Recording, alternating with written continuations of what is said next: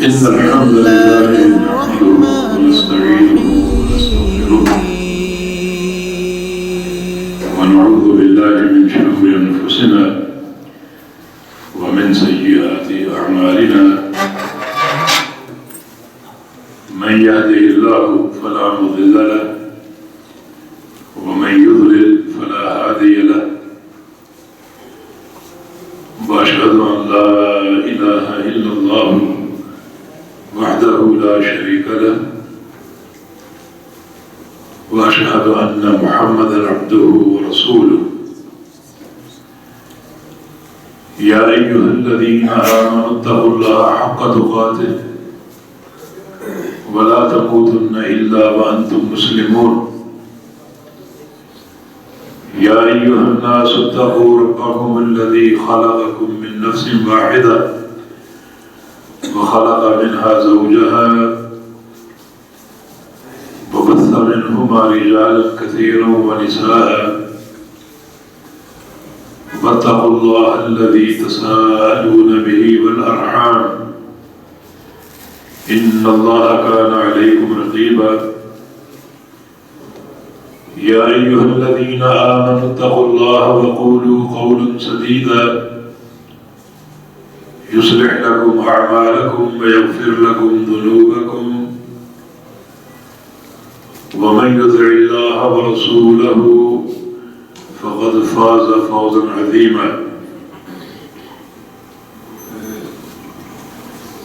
اللهم صل على محمد وعلى آل محمد كما صليت على إبراهيم وعلى آل إبراهيم إنك حميد مجيد اللهم بارك على محمد وعلى آل محمد كما باركت على إبراهيم وعلى آل إبراهيم إنك حميد مجيد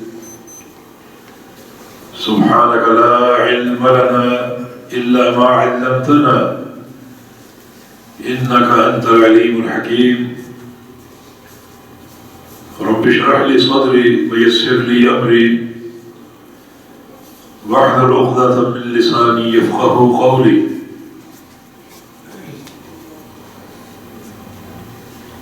لقد قال الله سبحانه وتعالى بعد أعوذ بالله من الشيطان الرجيم من همزه ونفخه ونفثه بسم الله الرحمن الرحيم يا أيها الذين آمنوا ادخلوا في السلم كافة ولا تتبعوا خطوات الشيطان إنه لكم عدو مبين اے ایمان والو داخل ہو جاؤ اسلام میں پورے کے پورے اور شیطان کے قدموں کی پیروی مت کرنا بے شک وہ دشمن ہے تمہارا کھلم کھلا یہ انسان اور شیطان کی دشمنی روز اوپر سے جاری ہے جس وقت اللہ رب العزت نے تمام ملائکہ کو حکم دیا کہ وہ آدم علیہ السلام کو سجدہ کریں تو شیطان نے انکار کر دیا تھا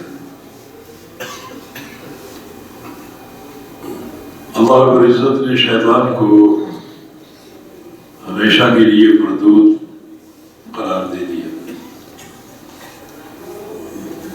شیطان نے ابلیس نے اللہ تعالیٰ سے مہلت طلب کی ہمیشہ زندہ رکھنے کے لیے تاکہ وہ انسانوں کو گمراہ کر سکے تب سے انسان اور شیطان کے درمیان ایک محاورۂ قائم ہے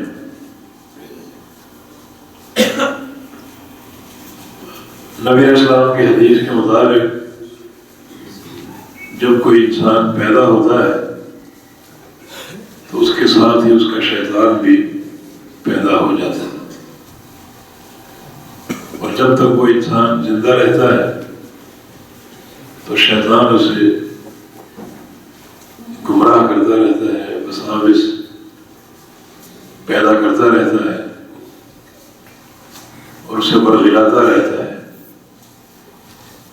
یوں دونوں کے مابین ایک عداوت اور دشمنی قائم ہے۔ شیطان کی دوستی انتہائی خطرناک ہے، اور شیطان کو دشمن بنا کر رکھنا انسان کی ضرورت ہے۔ دشمن بھی ایسا کہ انسان شیطان پر حاوی رہے اور انسان کے مقابلے میں شیطان جو ہے وہ کمزور پڑ جائے۔ انسان کا طاقتور ہونا اور شیطان کا کمزور ہونا یہ انسان کی کامیابی ہے، اور ایک انسان اگر کمزور پڑ جائے اپنے شیطان کے مقابلے میں تو یہ شیطان کی کامیابی ہوگی اور انسان بری طرح ناکام ہو جائے گا۔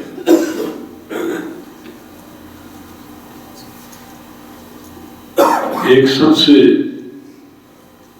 مضبوط راستہ جو شیطان کو کمزور کر دے اور اس کے مقابلے میں انسان کو طاقتور کر دے وہ اللہ تعالیٰ کا ذکر ہے۔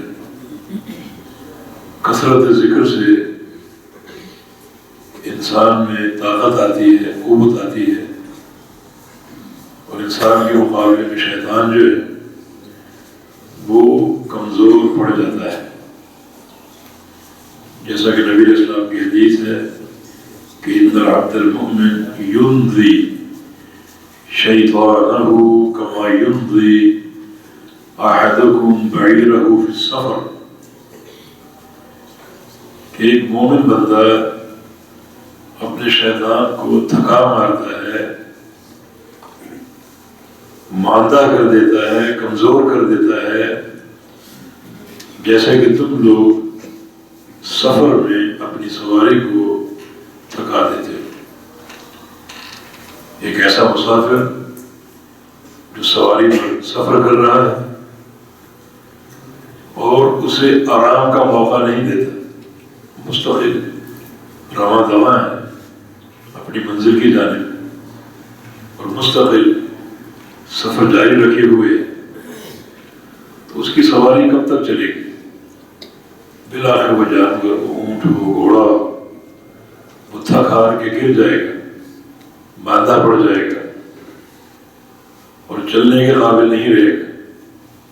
فرمایا کہ اسی طرح بندہ مومن جو ہے وہ اپنے شیطان کو تھکا دیتا ہے اور اس کو ماندہ کر دیتا ہے، اسے بچھاڑ دیتا ہے، گرا دیتا ہے۔ اس حدیث کی شرح میں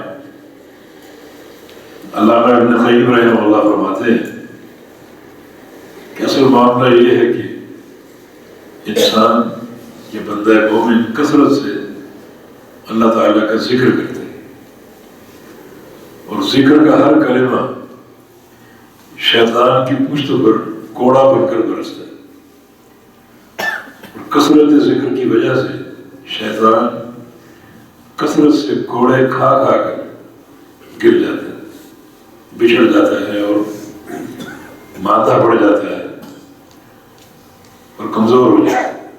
کثرت ذکر سے بندہ اگر سبحان اللہ کہے تو سمجھے کہ یہ شیطان کی پشت پر ایک کوڑا مارا ہے، الحمدللہ کہے یہ دوسرا بار، لا الہ الا اللہ کہے یہ تیسرا بار،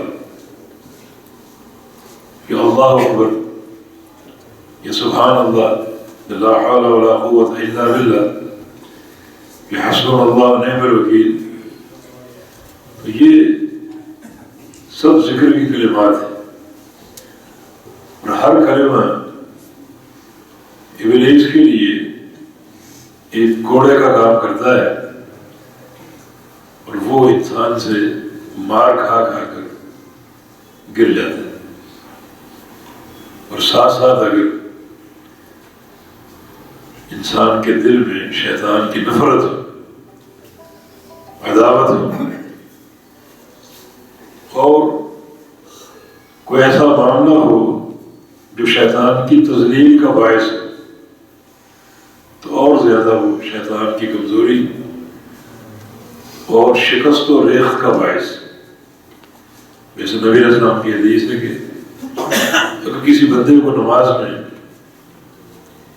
وسوسے پیدا ہوتے ہوں اور خیالات بھٹکتے ہو، حضور قلبی نہ ہو، نماز پر توجہ نہ ہو، تو وہ 3 دفعہ اعوذ باللہ من الشیطان الرجیم پڑھے اور تھوڑا سا بائیں طرف منہ کر کے تھتکارے، جیسے آپ منہ کا لعاب باہر نکال رہے ہیں، ہلکا سا تھتکارے، تو اس سے شیطان کی قوت ماندہ بڑھ جائے گی اور آپ کی نماز توجہ اور یکسوئی کا ایک نمونہ بن جائے گی۔ اس میں شیطان کی شکست کے 2 پہلو، ایک بندے کا اعوذ باللہ پڑھنا اور شیطان کے شر سے اللہ تعالیٰ کی پناہ طلب کرنا۔ اس بات کا ثبوت ہے کہ یہ بندہ شیطان کی دوستی نہیں چاہتا۔ بہت سے بندے جو شیطان کی دوستی چاہتے ہیں، جنہیں گناہوں سے محبت ہے، معصیتوں سے پیار ہے، جو گناہ کر کے فخر محسوس کرتے ہیں اور اپنے دوستوں میں ڈھینگے مارتے ہیں کہ کل ہم نے فلاں دعا کیا، فلاں گانا سنا، کل فلاں فلم دیکھی اور فلاں میوزک سنا۔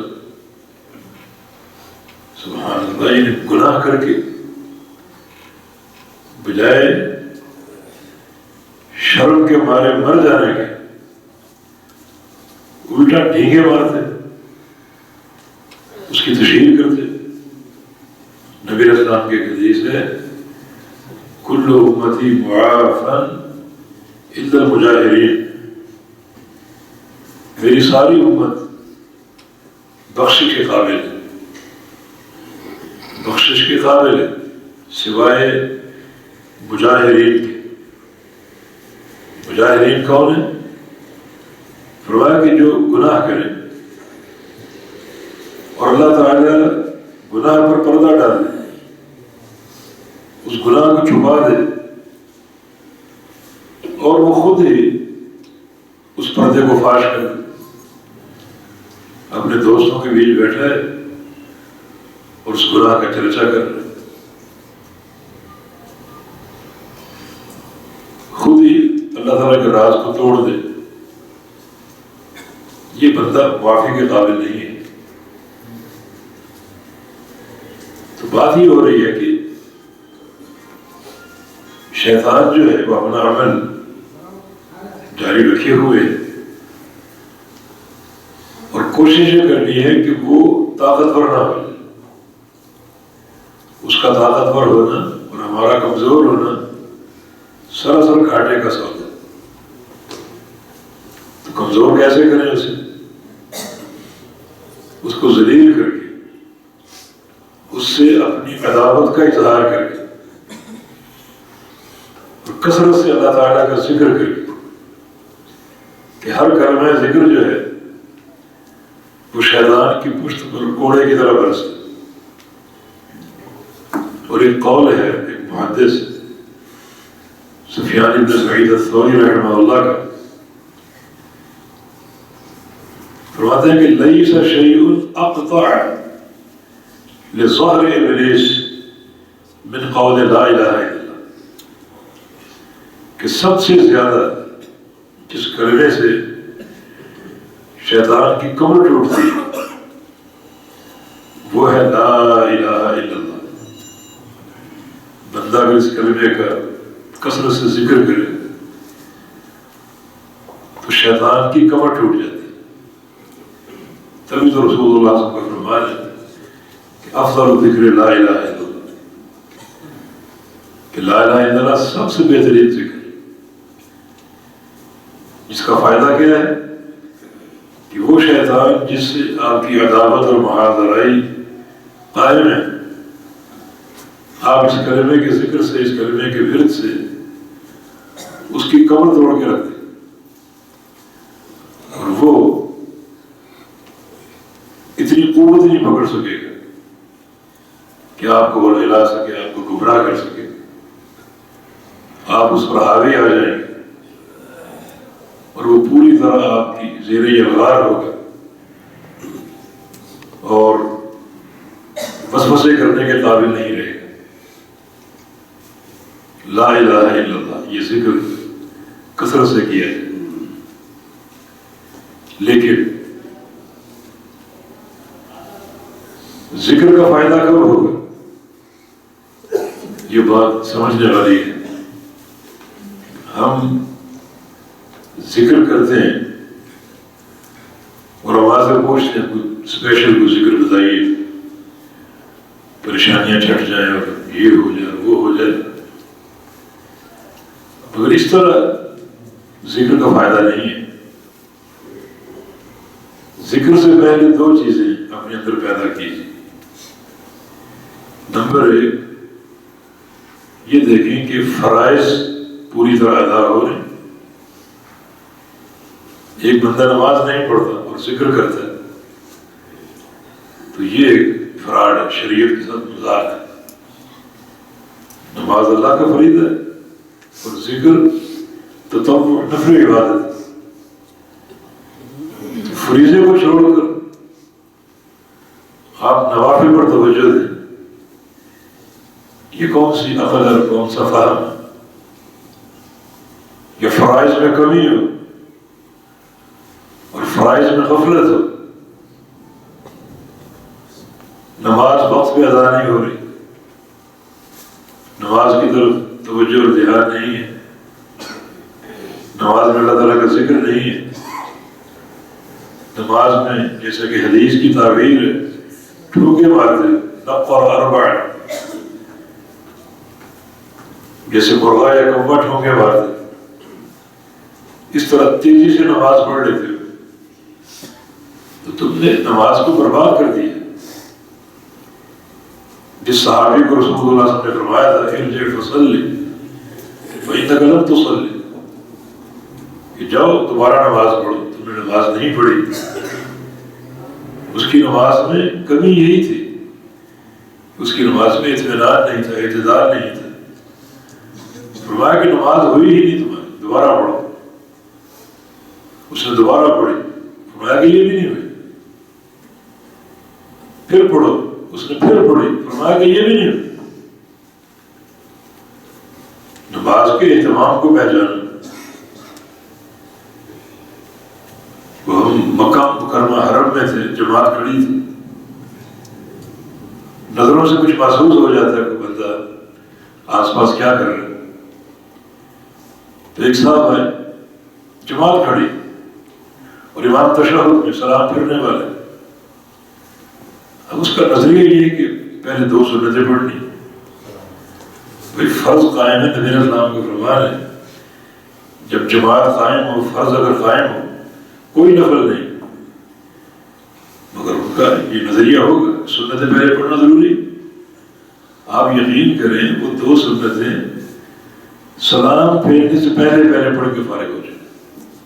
ہم تشہد میں تھے، امام تشہد میں تھا، 2 رکعت اس نے پڑھی اور امام کے سلام پھیرنے سے پہلے جماعت میں شامل ہو گئی۔ اسے کہا بھی یہ تم نے کیا کیا ہے، تیرا سمجھاؤ تو صحیح، تم نے کیا پڑھا ہے اپنی نماز میں؟ لیکن نہیں، حقیقت یہ ہے کہ جو شریعت کا فہم ہے یہ بہت بڑی چیز ہے۔ نبی اسلام کی حدیث ہے من یرد اللہ بہ خیرا یفقہہ فی الدین، اللہ رب العزت جس شخص کے ساتھ خیر کا ارادہ فرما لے، اللہ تعالی کسی بندے کے ساتھ بھلائی کا فیصلہ فرما لے، کتنا خوش نصیب بندہ ہے کہ اللہ تعالی اس کے ساتھ بھلائی کا فیصلہ کر چکے ہیں، تو اللہ اس کو کیا دیتا ہے؟ یفقہہ فی الدین، اس کو دین کی سمجھ دیتے ہیں، دین سمجھا دیتے ہیں کہ دین کیا ہے، فقہ دین اس کو سمجھا دیتے ہیں، اور یہ اللہ تعالیٰ کی بہت بڑی نعمت ہے۔ اس کے پاس دینے کے لیے بہت کچھ ہے، وہ چاہے تو چاندی اور سونے کے ڈھیر لگا دے آپ کے، بہت کچھ، لیکن یہ دنیا ہے، دنیا کے مقابلے میں دین انتہائی قابل قدر ایک حقیقت ہے۔ تو اللہ ایسے بندے کو دنیا نہیں دیتا بلکہ دین کی سمجھ دیتا۔ اب دیکھیں یہ سمجھ کیسی ہے، یہ 2 رکعت پہلے پڑھنا ضروری، اور اتنی تیزی اس نے اختیار کی، اتنی تیزی کہ تشہد کے دوران ہی ہم بیٹھے تھے، اس نے نماز شروع کی اور تشہد کے دوران ہی ہم اپنی 2 رکعتیں ختم کی اور جماعت میں داخل ہو گئے۔ کون سی فقہ ہے یہ، کون سا دین ہے اور کون سی سمجھ ہے؟ اور ذکر رہا ہوں کہ ہمیں بعض اوقات ذکر کا شوق ہوتا ہے اور ہمارے پوچھتے ہیں کو ذکر بتائیے، لیکن جو ذکر سے متعلق قواعد ہیں وہ معلوم نہیں، فرائض پوری طرح ادا ہو رہے ہیں، نمازوں کی ادائیگی بالکل شریعت کے تقاضوں کے مطابق ہے، پھر ذکر کیجیے۔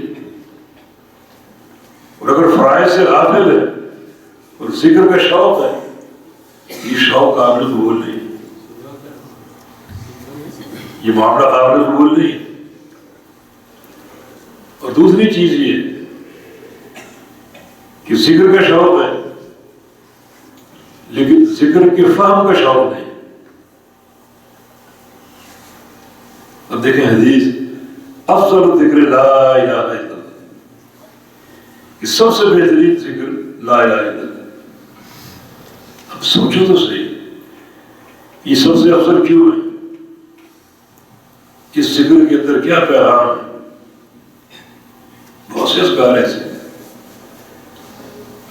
لا اقول سبحان اللہ والحمد للہ ولا الہ الا اللہ واللہ اکبر احب الی مما طلعت علیہ الشمس۔ اگر میں ایک دفعہ کہوں کیا سبحان اللہ والحمد للہ ولا الہ الا اللہ واللہ اکبر، ایک دفعہ کہوں، یہ مجھے پسند ہے، محبوب ہے ہر اس چیز سے جس چیز پر سورج کی دھوپ پڑتی ہے۔ سورج کی دھوپ کہاں کہاں جا رہی ہے؟ ہمارا پوری دنیا سے۔ یہ 4 کلمات ایک طرف ہو، پوری دنیا ایک طرف ہو، مجھے پوری دنیا کے مقابلے میں یہ 4 کلمات زیادہ محبوب ہیں۔ لیکن سوچو تو صحیح، یہ کلمات کیا ہے؟ کیا منہج ہے، کیا پیغام ہے؟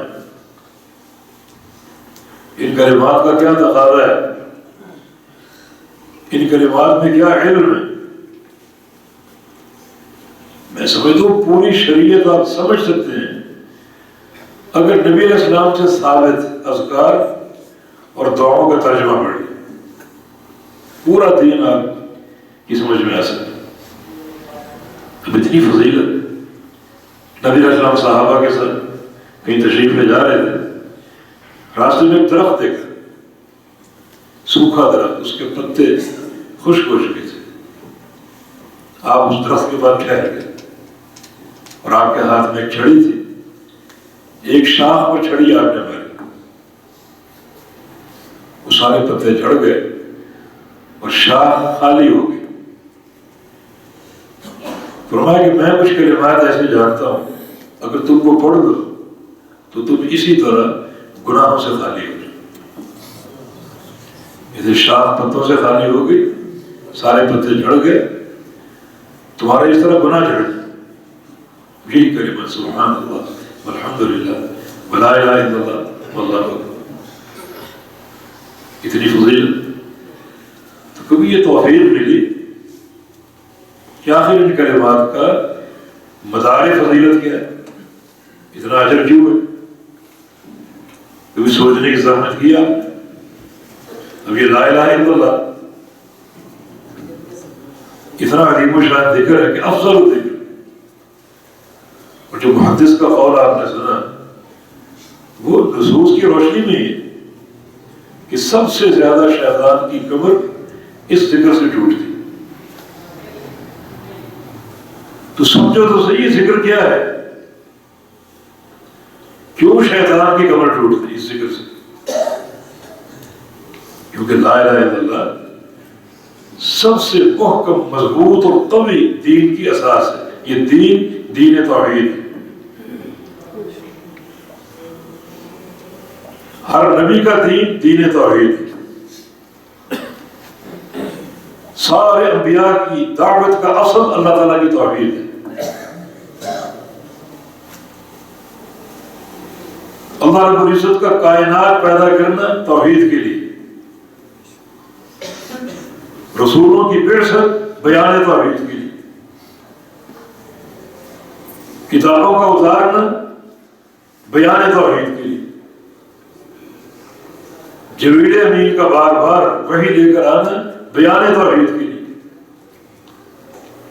اور لا الہ الا اللہ یہ کلمہ سب سے بڑا اور سب سے آسان توحید کا ترجمان ہے۔ یہ کلمہ کتنا آسان ہے، اس میں کوئی حرف ایسا نہیں جو نقطے والا، حروف مہملہ جن کی ادائیگی آسان ہوتی، اور اللہ نے اس کلمے کو آسان بنایا کیونکہ یہ سب کی ضرورت ہے۔ کلمہ اگر یہ مشکل ہوتا تو علماء پڑھ دیتے اور جوہرا نہ پڑھ پاتے، لیکن نہیں، اتنا آسان ہے، ایک عالم بھی پڑھ سکتا ہے اور ایک جاہل بھی، ایک بچہ بھی اور ایک بڑا بھی۔ کیوں؟ ضرورت سب کی، اور جو چیز سب کی ضرورت ہو اس کا حصول آسان ہوتا ہے۔ اب ہوا سب کی ضرورت ہے، اس کو خریدنا نہیں پڑتا۔ یہ سونا اور جواہرات سب کی ضرورت نہیں ہے، اسے مالدار خرید لیتے ہیں، غریب اس سے محروم رہتے ہیں۔ لیکن ہوا سب کے لیے برابر، مالدار کے لیے بھی، غریب کے لیے بھی، کیونکہ یہ سب کی ضرورت ہے۔ اس طرح لا الہ الا اللہ ایک ایسا کلمہ، عالم ہو، جاہل ہو، بڑا ہو، چھوٹا ہو، مرد ہو، عورت ہو، سب کے لیے برابر، سب کے لیے آسان، کیونکہ سب کی ضرورت ہے۔ سب سے ثقیل کلمہ جو شیطان پر گراں گزرتا ہے، بندہ کثرت سے پڑھے تو اس کی کمر ٹوٹ جاتی۔ کیا اس کرنے کا پیغام؟ بہت آسان، پیغام بھی آسان ہے، مشکل نہیں۔ ماشاءاللہ سعودی عرب میں کچھ نہ کچھ عربی تو بول لیتے ہو، بلکہ بعض اوقات آپ کی عربی ہم سے بھی جو ہے وہ بڑھ جاتی ہے۔ ہم قواعد سوچتے رہتے ہیں اور آپ بغیر قاعدے کے روانی سے ایسے ایسے جملے بولتے ہیں کہ ہم خود حیران پریشان ہوتے ہیں۔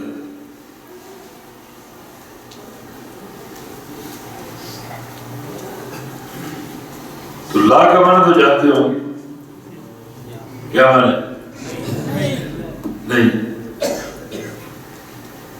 الہ کا معنی معبود، عبادت کے لائق۔ لا الہ نہیں ہے کوئی عبادت کے لائق۔ جب نہیں ہے اور آپ کہیں نہیں ہے تو آپ نے کلمے کو مانا ہی اس کا انکار کیا۔ کلمہ تو کہہ رہے ہیں عبادت کے لائق کوئی نہیں، آپ کے نہیں ہے۔ ہمارے اجمیر میں، ہمارے لاہور میں، ہمارے پاک بدن میں یہ کلمے کا انکار ہے، اقرار ہے، انکار کرنا۔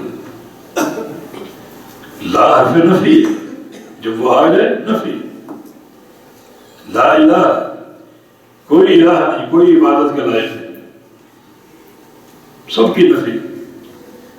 جو آگے جملہ الا اللہ، وہ صرف ایک ذات کا تعین کر رہا ہے، صرف ایک ذات ہے جو عبادت کے لائق ہے۔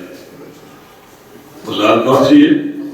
اللہ، الا اللہ، مگر اللہ۔ دو جملے، لا الہ اور الا اللہ۔ لا الہ میں ایک نفی ہے، الا اللہ میں ایک اثبات ہے۔ لا الہ ایک چیز کی نفی کر رہا ہے مطلقاً، اور الا اللہ ایک چیز کو ثابت کرے. نفی کیا ہے؟ کوئی معبود نہیں، نہ زمین کے اوپر، نہ زمین کے نیچے، نہ کوئی زندہ، نہ کوئی فوشدہ، نہ کوئی فضاؤں میں، نہ کوئی آسمان میں، کوئی معبود نہیں، نہ کوئی فرشتہ، نہ کوئی نبی، نہ کوئی ولی. اور الا اللہ جو ہے یہ کلمے کا دوسرا جز ایک چیز کو ثابت کر رہا ہے کہ صرف ایک ہی معبود ہے، اور وہ کون ذات ہے؟ اللہ تعالیٰ. اب اس مفہوم کو آپ نے سمجھا، اس مفہوم کو ذہن اور دل میں بٹھا کر حاضر کر کے جب اس کلمے کا ذکر کریں گے تو آپ کو لذت بھی آئے گی اور یقیناً شیطان کی کمر ٹوٹے گی. اور اگر شیطان کو معلوم ہے بس یہ تلفظ کی حد تک اس کی زبان پر یہ الفاظ ہیں کہ مانا کوئی نہیں جانتا، اس کا مفہوم نہیں سمجھتا، تو وہ آپ کی کمر توڑ دے، الٹا آپ پر وار کرے کہ بیٹا بغیر فہم کے، بغیر سمجھے پڑھتے رہو. اسے طوطا بغیر فہم کے چوری کرتا رہتا ہے، اور چوری کا سامنے ڈھیر لگا دو اسے پتہ ہی نہیں کیا چیز. تو لا الہ الا اللہ پڑھتے جائیں، 10,000 دانے کی تسبیح آپ کے ہاتھ میں، لا الہ الا اللہ، لا الہ الا اللہ، لیکن اگر معنی معلوم نہیں، اس کلمے کا پیغام معلوم نہیں، کوئی فائدہ نہیں. فائدہ کب ہوگا؟ معنی کا فہم ہو اور ذکر کرتے ہوئے معنی کا استحضار.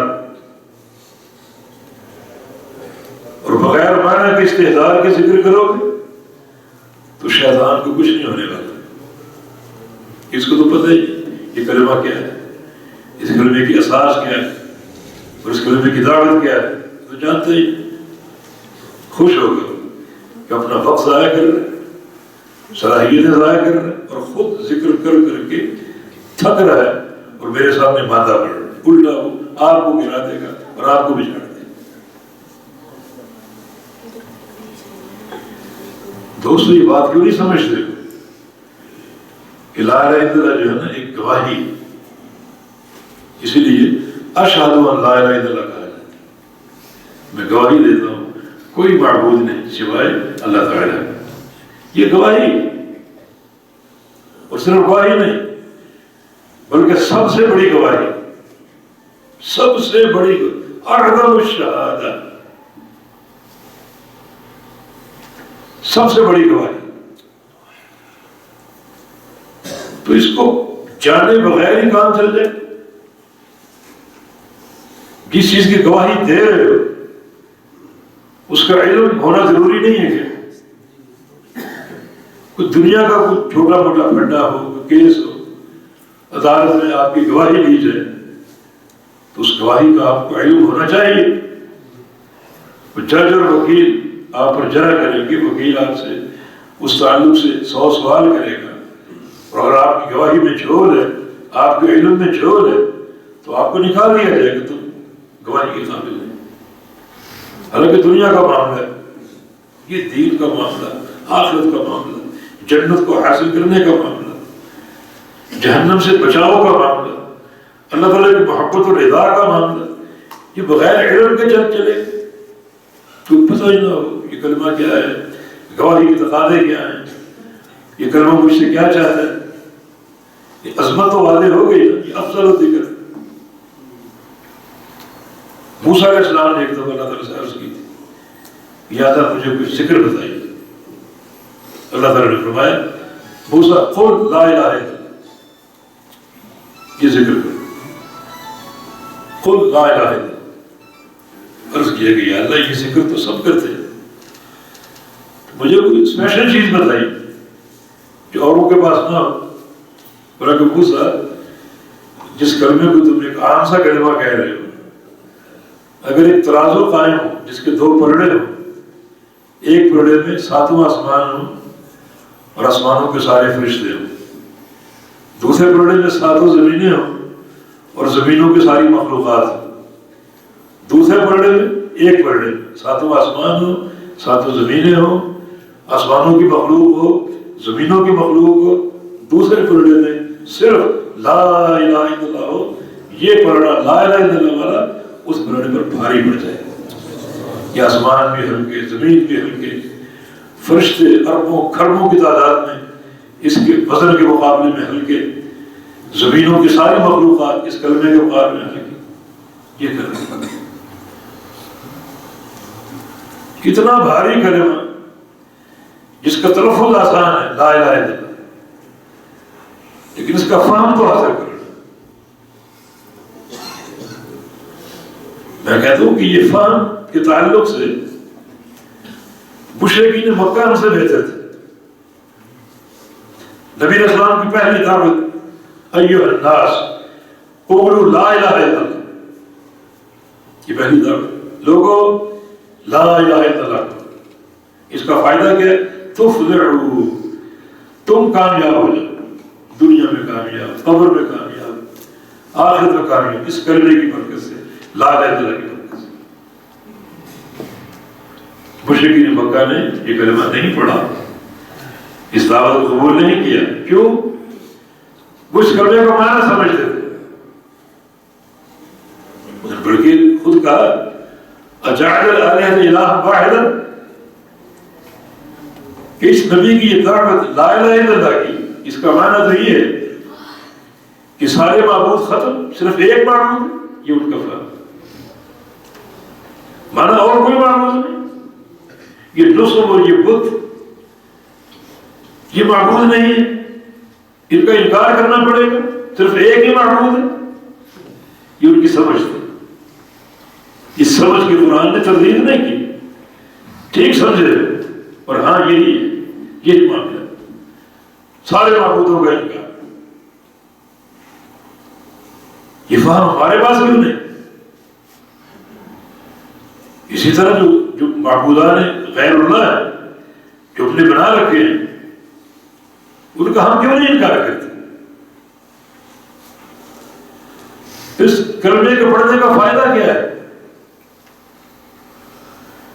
زبان پر کلمے کا اقرار ہو اور جسم کے سارے اعضاء جو ہیں وہ اس اقرار کے خلاف جائے. فلاں بھی معبود ہے، فلاں بھی معبود ہے، فلاں جو ہے وہ جناب اناج دیتا ہے، فلاں داتا ہے، فلاں دستگیری کرتا ہے، فلاں اولاد دیتا ہے، فلاں شفا دیتا ہے. قبروں پر چادر چڑھانا، قبروں پر دیے جلانا، کیوں؟ لا الہ الا اللہ بھی ہے اور یہ عمل بھی ہے، چادر چڑھانے کا، دیے جلانے کا. کچھ آپ غور و فکر کیجیے. بہت بڑا شرک ہے، بہت بڑا شرک ہے. کہ اندر ایک بندہ دفن ہے، اس کی قبر پر دیا کیوں جلانا ہے؟ کیوں جلانا؟ تاکہ وہ خوش ہو کہ فلاں شخص آیا اور ہماری قبر پر دیا جلائے. مانا اندر والے کو معلوم ہے آپ کے آنے کا اور دیا جلانے. آپ نے علم غیب میں اس بندے کو اللہ کا شریک کر لیا. اچھا، اس کو خوش کیوں کرنا چاہتے؟ خوش کرو اپنے رب کو، اسے کیوں؟ تاکہ وہ خوش ہو کر ہماری بگڑی بنا دے، ہماری حاجتیں پوری کر دے. مانا وہ حاجتیں پوری کرنے پر قادر. کس طرح اس کو آپ اللہ کے شریک بنا رہے ہیں؟ اور زبانوں پر لا الہ الا اللہ بھی. یہ کتنا تناقض ہے زبان کے اقرار پر اور آپ کے عمل پر. یہ دیا جلانا کو معمولی چیز نہیں، بڑا بھیانک قسم کا شرک. آپ نے قبر والے کو بہت سے امور میں اللہ کا شریک بنا لیا. اور یہ ساری باتیں توحید کے منافی ہیں اور کلمہ لا الہ الا اللہ کے خلاف. یہ بات نبی علیہ السلام کے فرمان سے بالکل برحق ثابت ہے کہ لا الہ الا اللہ سب سے افضل ذکر ہے. اور نصوص کا نتیجہ یہی ہے کہ سب سے زیادہ شیطان کی کمر اس کلمے کے ذکر سے ٹوٹتی. آپ اس کلمے کا ذکر کر رہے ہیں اور شیطان اپنی کوشش کر رہے ہیں. اس کی پہلی کوشش کیا ہے کہ کلمہ پڑھنے والوں کو کلمے کا معنی معلوم نہ ہو. مانا اگر معلوم نہیں تو ایک بار نہیں 1,00,000 بار یہ کلمہ پڑھ دیں، کوئی نقصان نہیں، کوئی نقصان نہیں۔ بس اپنی کوششیں ضائع کر رہے ہیں، صلاحیتیں اپنی کو کھیر رہے، ضائع کر رہے ہیں، کوئی نقصان نہیں۔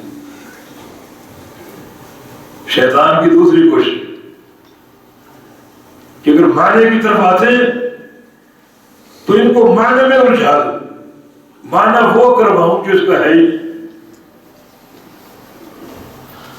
آپ اپنے علاقوں میں جائیں، ہندوستان پاکستان میں، وہاں اکثر لوگ اس کلمے کا معنی کیا کرتے ہیں؟ لا الہ الا اللہ۔ سب کچھ اللہ تعالیٰ سے ہونے کا یقین اور غیر اللہ سے کچھ نہ ہونے کا یقین، یہ کلمے کا معنی نہیں ہے۔ یہ جملے کلمے کے معنی سے بغاوت ہے۔ یہ کلمہ توحید الوہیت کی ترجمانی کر رہا ہے کہ کوئی معبود نہیں سوائے اللہ تعالیٰ۔ یہ لا کی تلوار جو ہے ان تمام درگاہوں کو توڑتی ہے، ان تمام معبودان باطلہ کی گردن کاٹتی ہے جو اللہ کے سوا ہم نے بنا رکھا۔ یہ نہ کہو لوگ ٹوٹ جائیں گے، پھر کیا کہو؟ سب کچھ اللہ سے ہونے کا یقین، غیر اللہ سے کچھ نہ ہونے کا یقین۔ یہ بات درست ہے، لیکن یہ بات کلمے کا ترجمہ نہیں ہے۔ کہ اس کی دوسری کوشش کہ اچھا ذکر کر رہے تو میں ان کو کلمے کے مفہوم سے ہٹا دوں، اصل معنی سے ہٹا دوں۔ اصل معنی تو کفار قریش سمجھ چکے تھے، اجعل الآلہۃ الہا واحدا۔ اس نبی کی دعوت کا معنی یہ ہے کہ سارے معبود باطل ہو کے صرف ایک اللہ معبود حق ہے۔ صحیح سمجھے؟ قرآن ان کے فہم کی تردید نہیں کی، مگر ہم یہ نہیں سمجھے، ہم نے اس کے مفہوم کو تبدیل کر دی، شیطان کامیاب ہو گیا۔ اب اس فہم کے ساتھ اگر کلمہ کا ذکر کرو گے تو یہ کلمہ شیطان کی کمر نہیں توڑ، کمر آپ کی ٹوٹ رہی، وہ آپ پر حاوی آ چکا۔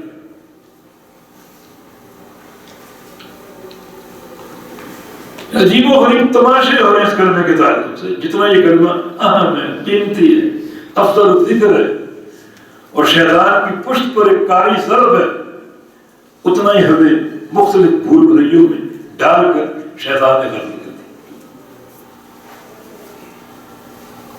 کئی آستانے ایسے جہاں کلمے کا ذکر تختی کے ساتھ ہے۔ شیخ اپنے مریدوں سے کہتا ہے کہ ایک ہی دفعہ ایک ہی مجلس میں تم لا الہ الا اللہ کے ذکر کے قابل نہیں۔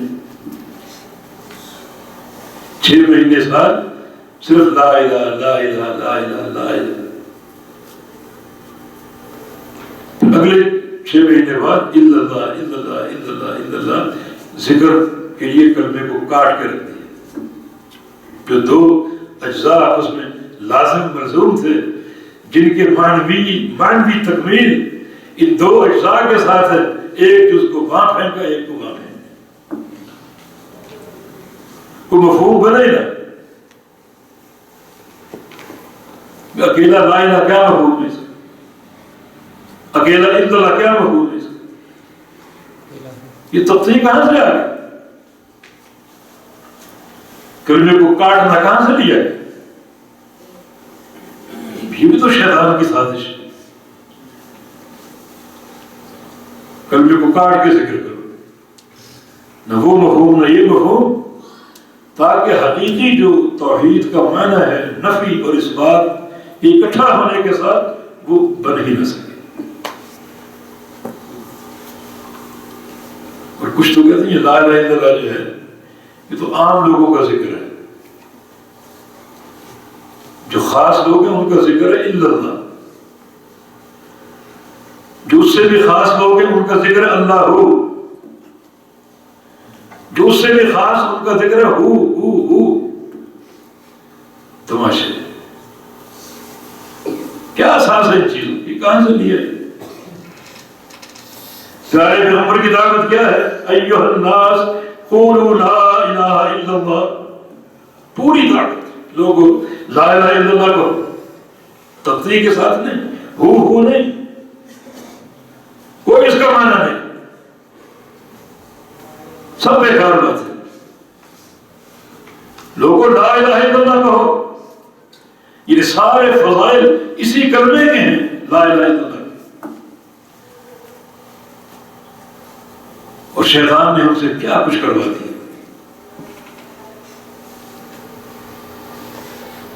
ایسی ایسی باتیں ذہنوں میں ڈال دی جن کا کلمے کی حقیقت سے کوئی تعلق نہیں۔ مثلا حلقے بنا کر ذکر کرو، اجتماعی ذکر، ایک امیر کے تحت ذکر کرو۔ بہت سے سلسلے ایسے ہیں جہاں کلمے کا ذکر ایک حلقے کی صورت میں ہوتا ہے اور بتیاں بجھا کے، زور کس پر ہے؟ ذکر پہ نہیں، بتیاں بجانے پہ، اندھیرا کر کے ذکر کرو۔ کیا مقصد اس کا؟ یہ بتیاں کیوں بجھائی جا رہی ہیں؟ کہ کون سا شرعی اصل ہے؟ ان چیزوں پر توجہ۔ اور کچھ تعلیم دیتے ہیں کہ ان کلمے کا ذکر ضربے لگا دو، دل پر ضربے لگا دو۔ نبی علیہ السلام نے کیا ایسا، صحابہ نے کیا ایسا۔ وہ لا کی آواز ناک سے نکالو اور یہاں ناک میں روک لو، اور الا اللہ کہتے ہوئے دل پر ضرب لگاؤ۔ کون سا طریقہ ہے؟ تاکہ ان طریقوں میں لوگ پھنسے رہیں، الجھے رہیں اور کلمے کا معنی معلوم نہ کر سکیں۔ نہیں، یہ کلمہ شیطان کی پشت پر واقعی ایک ضرب ہے، لیکن توحید کی معنویت کے ساتھ۔ جب آپ کے اندر عقیدہ ہو کوئی معبود نہیں، کوئی معبود نہیں، کوئی عبادت کے لائق نہیں الا اللہ، صرف اللہ رب العزت، اس کلمے کا معنی ذہن و دماغ میں راسخ ہو، اور پھر آپ یہ ذکر کریں تو یقیناً یہ ایک ایسا ذکر ہے جس کا آپ کو فائدہ بھی ہے، اور یہ شیطان کی پشت پر ایک ضرب بھی ہے، اس کی کمر اس ذکر سے ٹوٹ جائے۔ لا الہ الا اللہ۔ نبی علیہ السلام کی حدیث، جو بندہ صبح اس کلمے سے ذکر کا آغاز کرے، اس کلمے سے اپنے دن کا آغاز کرے، ذکر اور بھی ہے لیکن آغاز لا الہ الا اللہ سے۔ چنانچہ جو بندہ فجر کی نماز کا سلام پھیرے، باجماعت نماز پڑھی، سلام پھیرا، اسی حالت میں بیٹھا رہے، اسی حالت میں گھٹنے نہ اٹھائے، اپنی حالت تبدیل نہ کرے، اور 10 دفعہ یہ ذکر کرے، لا الہ الا اللہ وحدہ لا شریک لہ لہ الملک ولہ الحمد یحیی ویمیت وہو علی کل شیء قدیر، پورا ذکر۔ لیکن پہلا کلمہ کیا ہے؟ لا الہ الا اللہ وحدہ لا شریک لہ، کوئی معبود نہیں سوائے اللہ تعالیٰ، آگے پھر وہ اکیلا ہے، اس کا کوئی شریک نہیں۔ اسی حالت میں بیٹھے بیٹھے 10 دفعہ یہ ذکر کر لے، اس کے 6 فائدے، 6 فائدے۔ نمبر 1، اللہ رب العزت ہر کلمے کے بدلے اس کے 10 گناہ معاف کر دے۔ 10 دفعہ آپ نے پڑھا، 100 گناہ معاف۔ یہ دن کا آغاز ہے 100 گناہوں کی بخشش کے ساتھ، اور اللہ رب العزت ہر کلمے کے بدلے 10 نیکیاں عطا فرمائے، 100 نیکیاں ہوگی، اور اللہ رب العزت ہر کلمے کے بدلے جنت میں 10 درجے اونچا کر دے۔ اب وہ کتنا اونچا کرے گا یہ اللہ کے علم ہے، لیکن صبح کا آغاز ہوا جنت میں 100 درجے بلند ہو کر، لا الہ الا اللہ سے۔ کیا آپ کے دن کا آغاز اور بھی اللہ تعالیٰ کی طرف سے انعام ہے؟ مثلا وَكَانَ حِرْزًا لَهُ مِنْ كُلِّ شَرٍّ، یہ کلمہ پڑھنا 10 دفعہ دن بھر اللہ تعالیٰ آپ کو ہر شر سے محفوظ رکھے۔ 5واں فائدہ وَحِرْزًا لَهُ مِنَ الشَّيْطَانِ الرَّجِيمِ، اللہ تعالیٰ اس کلمے کی برکت سے پورے دن کے لیے اسے محفوظ رکھے گا شیطان مردود سے۔ نمبر 6، نبی علیہ السلام کے ارشاد گرامی، اس دن اگر کوئی گناہ ہو گیا تو وہ گناہ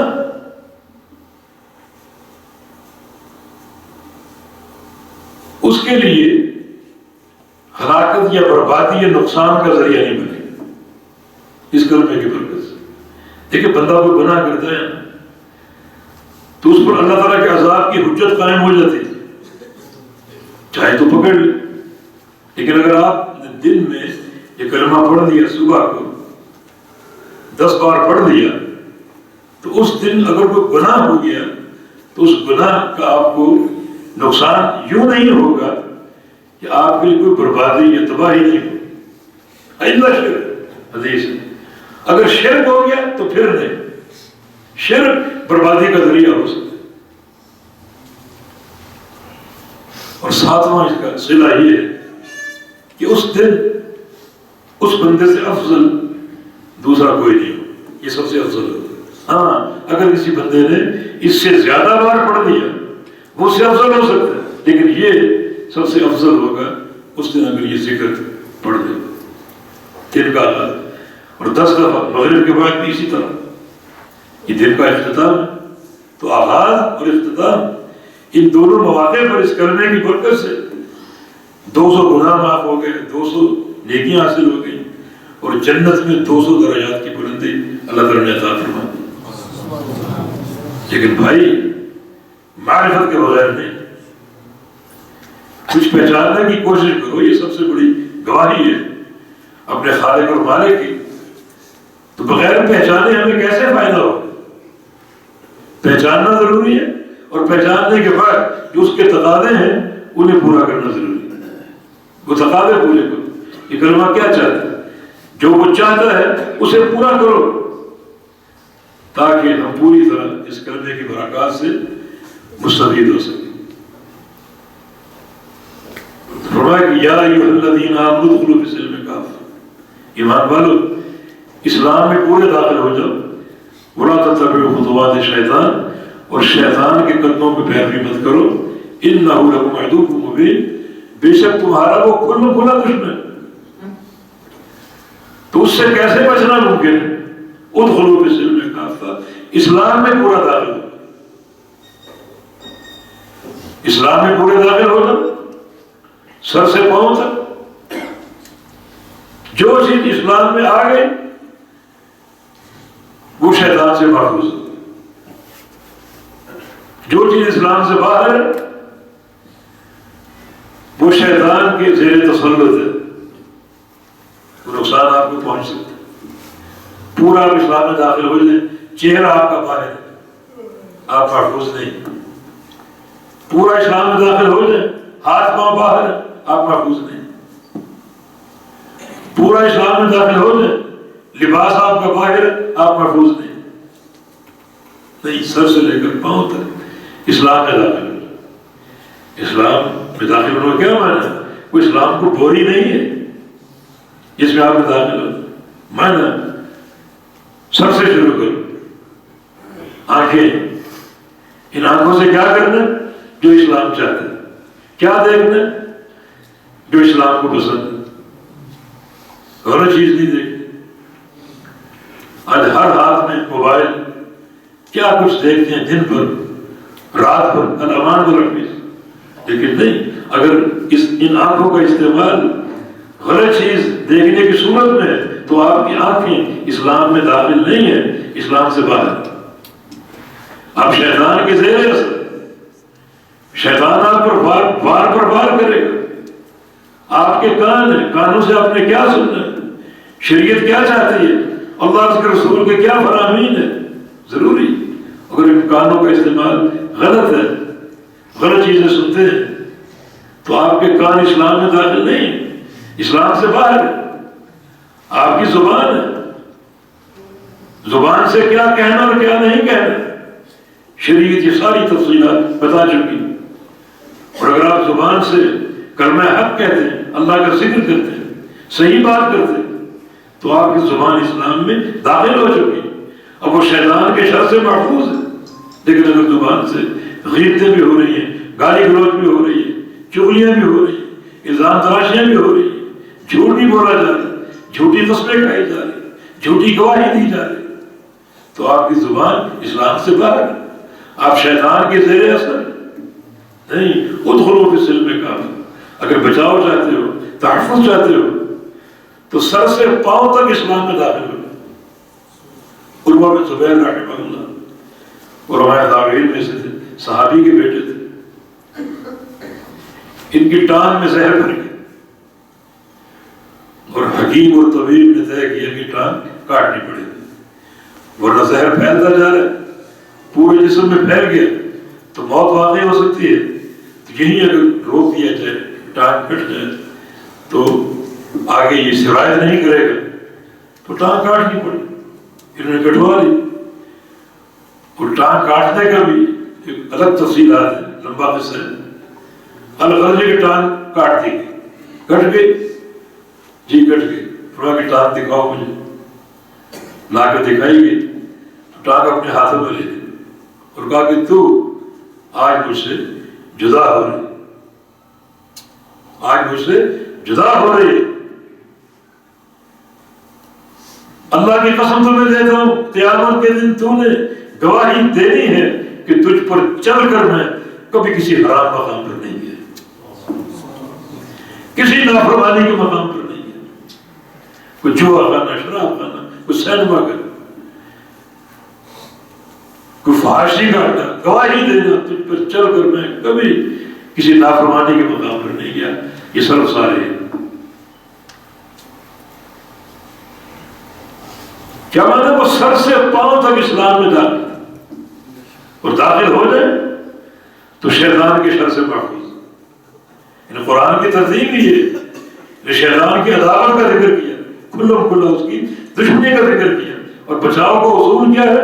ادخلوا فی السلم کافہ، کہ اسلام میں پورے آ جاؤ، پورے داخل ہو جاؤ۔ اگر داخل ہو جاؤ گے تو شیطان تم پر کوئی وار نہیں کر سکے۔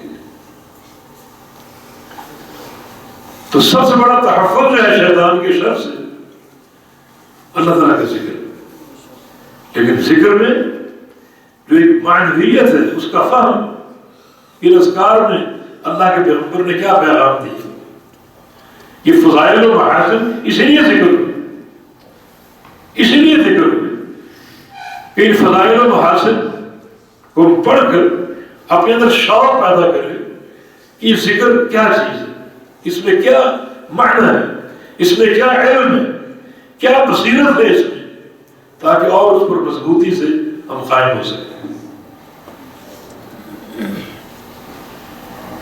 دیکھیں ایک بوڑھا شخص عربی نبی علیہ السلام کی خدمت میں آیا اور آ کر کہ یا رسول اللہ صلی اللہ علیہ وسلم میرا حافظہ کمزور ہو چکا اور زیادہ قرآن پاک یاد رکھنا میرے لیے ممکن نہیں ہے، تو مجھے کوئی چھوٹا سا ذکر بتا دیجیے، اٹھتے بیٹھتے پڑھتا رہوں اور وہ قرآن کا بدل میرے لیے۔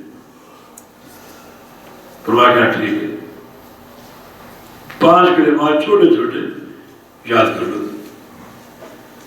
آپ نے اس طرح ہاتھ کھلا ہوا اور سب کو کلمات بتائے اور ہر کلمے پر آپ نے ایک انگلی بند کر لی، سبحان اللہ والحمد للہ ولا الہ الا اللہ واللہ اکبر ولا حول ولا قوت الا باللہ۔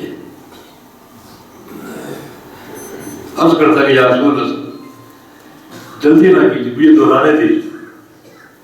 میں دہرا لوں، اس نے بھی اسی طرح دہرایا، سبحان اللہ والحمد للہ ولا الہ الا اللہ واللہ اکبر ولا حول ولا قوت الا باللہ، اور مجھے کو اس طرح بند کر لی۔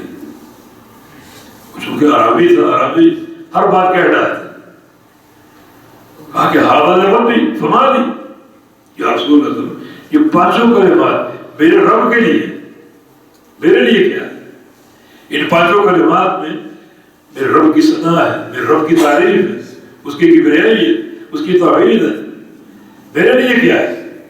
مانا وہ عربی ان کلمات کو سمجھتا تھا، میرے لیے کیا ہے۔ فرمایا کہ تم بھی لے لو دوسرا، اللہم اغفر لی وارحمنی وعافنی واہدنی وارزقنی۔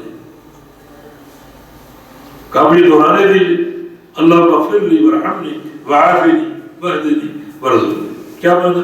یا اللہ مجھے بخش دے، یا اللہ مجھ پر رحم فرما، یا اللہ مجھے عافیت دے دے، یا اللہ مجھے ہدایت دے دے، یا اللہ مجھے روزی عطا فرما۔ اسی طرح یہ مٹھی بھی بند ہو گئی، دونوں ہاتھ بند ہو گئے، بڑا خوش ہوا،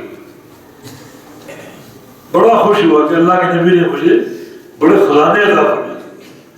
اسی طرح کھڑا ہو گیا اور ان کلمات کو پڑھتے پڑھتے ایسے ہی وہاں سے روانہ ہو گیا۔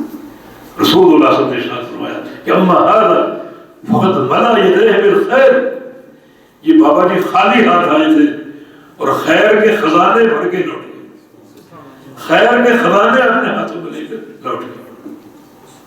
یہ خزانے ہیں، خزانے، تو خزانے کا ادراک بھی ہونا چاہیے۔ کس قسم کے خزانے؟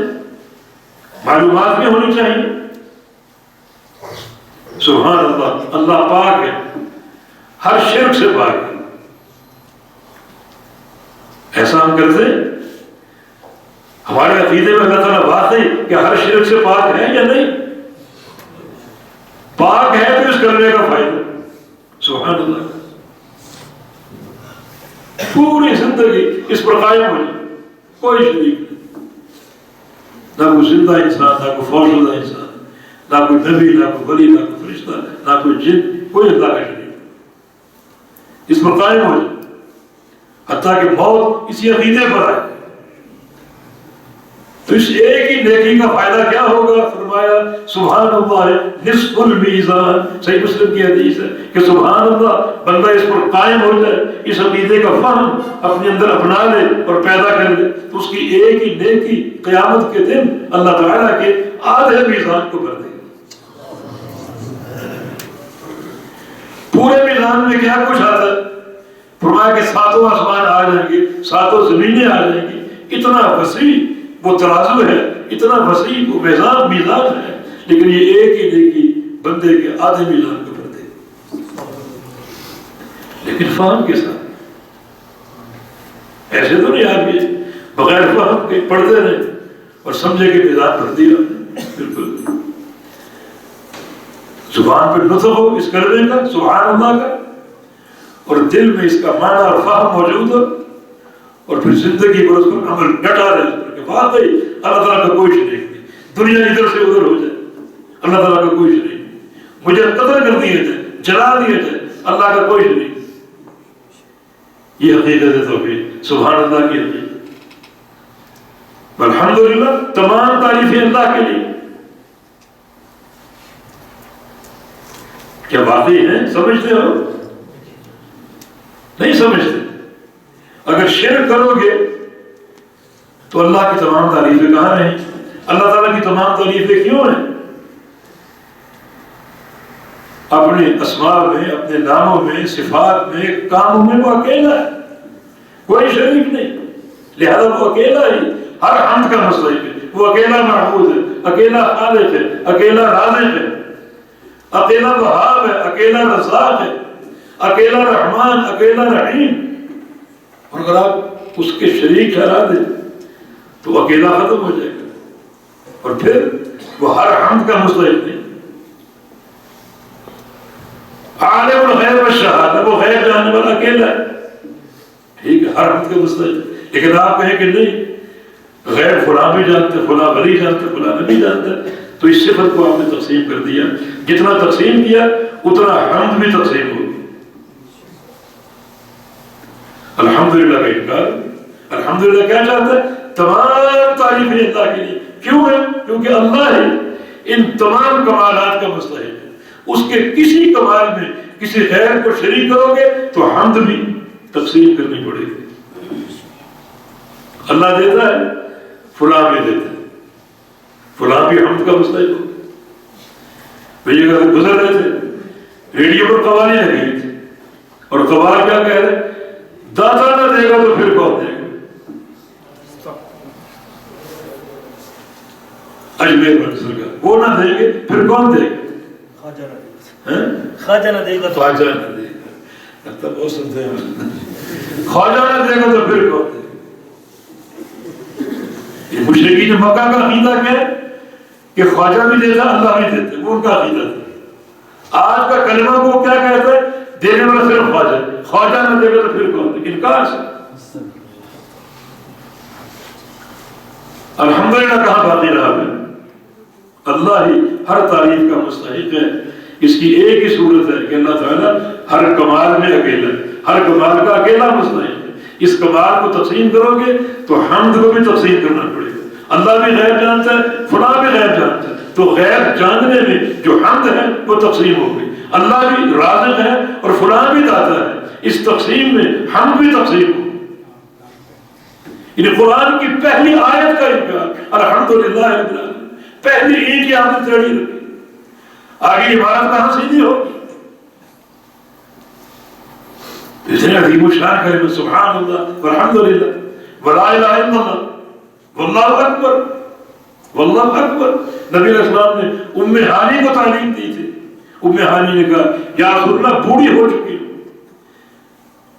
زیادہ اٹھنے کی، وضو کرنے کی، بار بار نفل پڑھنے کی طاقت نہیں ہے، کچھ ذکر بتا دیجیے جو بیٹھے بیٹھے کر لوں. فرمایا کہ 100 دفعہ سبحان اللہ پڑھ لو، بیٹھے بیٹھے 100 دفعہ سبحان اللہ پڑھ لو، 100 دفعہ الحمدللہ پڑھ لو، 100 دفعہ لا الہ الا اللہ، 100 دفعہ اللہ پڑھ لو، بیٹھے بیٹھے پڑھ لو. اور آپ نے بڑا اس کا اجر عظیم ذکر کی. 100 دفعہ سبحان اللہ کہو گے تو کیا ہوگا؟ گویا آپ نے 100 غلام اللہ کی راہ میں خرید کر آزاد کر دی. 100 دفعہ الحمدللہ کہو گے گویا آپ نے 100 گھوڑے خریدے اور ان کی پشت پر مجاہدین کو بٹھا کر مسلح کر کے میدان جہاد کی طرف روانہ کر دی. 100 دفعہ لا الہ الا اللہ کہو گے تو 100 اونٹ اللہ کی راہ میں دینے کا ہے، اور 100 دفعہ اللہ اکبر کہو گے تو زمین و آسمان پہ جو خلا ہے اللہ تعالیٰ نیکیوں سے بھر دے گی. لیکن اتنا کافی نہیں، جب تک معنی مستحضر نہ ہو اور معنی کے مطابق عمل نہ ہو. سبحان اللہ، اللہ ہر شریک سے پاک ہے، ہر عیب سے پاک. یہ عقیدہ بناؤ، پھر پڑھو، پھر اس کا اجر. الحمدللہ، اللہ ہر حمد کا، ہر تعریف کا مستحق ہے. کیوں مستحق ہے؟ کیونکہ وہ اکیلا ہر کمال کا مالک ہے. اس کمال میں اگر کسی غیر کو شریک کرو گے تو یہ حمد کی تقسیم ہو جائے. لا الہ الا اللہ، اللہ اکیلا معبود ہے حق، باقی سارے معبودان باطل ہیں. اللہ اکبر، اللہ سب سے بڑا، سب سے بڑا. تصور کرو اللہ تعالیٰ کی کبریائی کا اور اس کے ایک عاجز سے بندے بن جاؤ کہ وہ سب سے بڑا ہے. اور سب سے بڑے کا تقاضا پھر یہ ہے کہ میں کمزور سا انسان اس کے سامنے کھڑا ہو کر حساب و کتاب کے لیے پیش ہوں. کیا بنے اس سب سے بڑی ذات کے سامنے؟ تو یہ باتیں آپ نے عربی کو بتائی. فرمایا کہ خالی ہاتھ آیا تھا اور اپنے دونوں ہاتھوں میں خزانے بھر کے، خیر کے خزانے، رحمت کے، برکت کے خزانے لے کر لوٹ گیا ہے. یقیناً یہ اذکار بڑا علم ہے. یہ مجرد نطق، یہ تلفظ کی حد تک نہیں ہے. جب تک نطق کے ساتھ اس کا معنی مستحضر نہ ہو اور معنی کے استحضار کے ساتھ پوری زندگی عمل اس معنی کے مطابق نہیں، پھر یہ کارا پردہ نہیں. تو بات یہاں سے شروع ہوئی تھی کہ روز اول سے ہی انسان اور شیطان کی بہاداری قائم ہو چکی، اور اللہ رب العزت نے یہ بات واشگار طریقے سے بتا دی کہ شیطان تمہارا کلم کھلا دشمن. کیا شیطان نے ہم سب کے باپ آدم علیہ السلام کو جنت سے نہیں نکلوایا؟ کون سی دلیل چاہیے آپ کو دشمنی کی؟ آج ہم بھی جنت میں ہوتے، یہاں آنے کی نوبت ہی نہ آتی. ہر مہینے ٹیکس ادا کرو، جنت میں ہوتے، عیش کرتے. لیکن شیطان نے وہ وار کیا، ہمارے ابا اور اماں کو جنت سے نکلوایا. اس سے بڑی کوئی دلیل چاہیے عداوت کی، دشمنی کی؟ ابراہیم علیہ السلام کو آگ میں پھینکوانے والا کون ہے؟ یہی شیطان. اس قوم کی بس میں نہیں تھا، آگ جلا بیٹھے تھے، بڑی آگ جس میں حکومت کے مسائل بھی تھے، عوام الناس کے مسائل بھی تھے. ایسی آگ جلا بیٹھے کہ ایسی آگ کبھی جلی ہی نہیں. اب آپ پھینکو، پھینکے کیسے؟ دور سے اس کی تپش اور حرارت جھلسا رہی ہے، کیسے پھینکے؟ شیطان ہے من جدید توپ بنا، جس توپ کا گولا پھینکتا ہے اس طرح کے ایک آلہ تیار کرو جس میں ابراہیم علیہ السلام کو ڈال کر توپ کے گولے کی طرح آگ میں ڈالو۔ یہ کون مشورہ دینے والا؟ اس کی عداوت میں شک ہے کہ توپ بھر کے ابراہیم علیہ السلام لٹایا گیا، وہ گولا چھوڑنے کی کوشش ہو رہی ہے، توپ چل رہی ہے۔ پھر یہ خبیث آ گیا شیطان مردود اور کہا کہ ان کے کپڑے اتارو، نعوذ باللہ۔ جب تک لباس پہنے ہوئے فرشتے ساتھ موجود ہیں، جب تک فرشتے ساتھ موجود ہیں تم کبھی ان کو پھینک نہیں سکو گے۔ ابراہیم علیہ السلام کا لباس بھی اتار لیا گیا۔ نبی علیہ السلام کی حدیث ہے اول من یکسا یوم القیامت ابراہیم، قیامت کے دن سب سے پہلے جنت کا لباس جس شخصیت کو پہنایا جائے گا ابراہیم علیہ السلام، انہیں سب سے پہلے اللہ کی راہ میں برہنہ کیا گیا، لباس اتار دیا گیا۔ اب فرشتے دور ہو گئے اور ان کا پھینکنا آسان ہو گیا۔ ابراہیم علیہ السلام جو موحدین کے سردار، انبیاء کے باپ، انبیاء کے دادا، خود ہمارے پیارے پیغمبر آپ کی اولاد میں سے، یہ عداوت شیطان کی ملحوظ کی آپ نے؟ خود ہمارے پیارے پیغمبر محمد رسول اللہ صلی اللہ علیہ وسلم جنگی احد پہ کیا مل تھی آپ؟ کس کے مشورے سے تھے؟ کس کے مشورے سے؟ نبی علیہ السلام یہود کے قبیلے میں گئے، ایک قضیے کے تحت، صحیح بخاری میں قصہ موجود ہے، یہود سے بات کرنے کے لیے، کیونکہ یہود سے ایک حلف قائم تھی، یہود نے بظاہر استقبال کیا، مگر یہ خبیث اور نجس قوم اندرون خانہ ایک پلانے کر بیٹھے کہ آج یہ اکیلے صرف غلام ساتھ ہے، آج ان سے چھٹکارا پانے کا موقع موجود ہے۔ کیا طے کیا؟ نبی علیہ السلام کو ایک عمارت کے سائے میں بٹھایا، ایک قالین بچھا کر تکیے رکھ کے عزت سے آپ کو بٹھایا، مگر عمارت کی چھت پر 2-3 شریروں کو بڑا پتھر لے کر بٹھا دیا کہ جو ہی بیٹھے اوپر سے پتھر پھینک دیں۔ ایسی عدالت، مشورے دینے والا کون ہے؟ یہ شیطان لعین۔ سارے کام پورے ہو، آپ کو بٹھا دیا گیا، اوپر پتھر رکھوا دیا گیا، اور وہ شریر اوپر پہنچ گئے، خبیث لوگ پتھر پھینکنے کے لیے جبریل امین آ گئے، پتھر پر انہوں نے ہاتھ رکھ دیے پھینکنے کے لیے، جبریل امین آ گئے، نبی علیہ السلام کے کان میں آ کے سرگوشی کی کہ یہ سازش ہو رہی ہے۔ آپ کھڑے ہوئے یہ باور کراتے ہوئے، کوئی آپ کو علم نہیں کیا، ظاہر یہ کیا جیسے قضائے حاجت کے لیے جائے، قضائے حاجت کے لیے نکلے، سیدھا مدینے آ گئے اور صحابہ کا لشکر جرار لے کر بنو نذیر کے اس پورے قبیلے کو تہس نہس کر دیا۔ لیکن مشورے دینے والا کون؟ جنگ خیبر کے موقع پر وہ عورت، یہودی عورت جس نے آپ کی دعوت کی، آپ سے جان چھڑانے کے لیے وہ ارادہ کر لیا اس بکری میں زہر ملانے، بلکہ پوچھا مسلمانوں سے کہ نبی علیہ السلام کو کون سا گوشت زیادہ پسند ہے؟ صحابہ نے فرمایا کہ دستی کا گوشت۔ اس نے دستی کو اور زیادہ زہر سے بھر دیا۔ آپ صرف تشریف لے گئے اور بشر بن برا، ایک صحابی آپ کے ساتھ تھے، کھانا ڈال دیا گیا، لقمہ آپ نے توڑ دیا، منہ کی طرف لے گئے، اسی دوران بشر بن برا لقمہ کھا چکے تھے اور نبی علیہ السلام کھانے والے تھے۔ جبریل امین نے آپ کو خبر دی، اس وقت تک اس زہر کی ایک ہوا جو تھی آپ کے پیٹ میں داخل ہو چکی تھی۔ لقمہ آپ نے رکھ دیا، بات قصہ طویل ہے۔ اس خاتون نے آ کر معافی مانگی کہ میں یہ سوچ رہی تھی اگر نبی برحق ہے تو اللہ آپ کو بچائے گا، جھوٹے ہیں تو آج جان چھوڑنے کا موقع موجود۔ مشورے کون دے؟ وہ زہر کی جو ہوا اندر داخل ہوئی تھی وہ کبھی کبھی جاگ اٹھتی، وہ ہوا بیدار ہو جاتی اور اللہ کے پیغمبر بڑی تکلیف محسوس کرتے، حتیٰ کہ مرض الموت میں جو آپ کا آخری مرض تھا، فرمایا کہ عائشہ وہ زہر جو اندر ہوا داخل ہوئی تھی پوری طرح جاگ اٹھی۔ آپ عوام انقطاع اب ہو رہی، لگتا ہے کہ اب یہ تکلیف میرا حلق شاہرت کاٹنے کے لیے۔ یہ سانسیں کرنے والے کون ہیں؟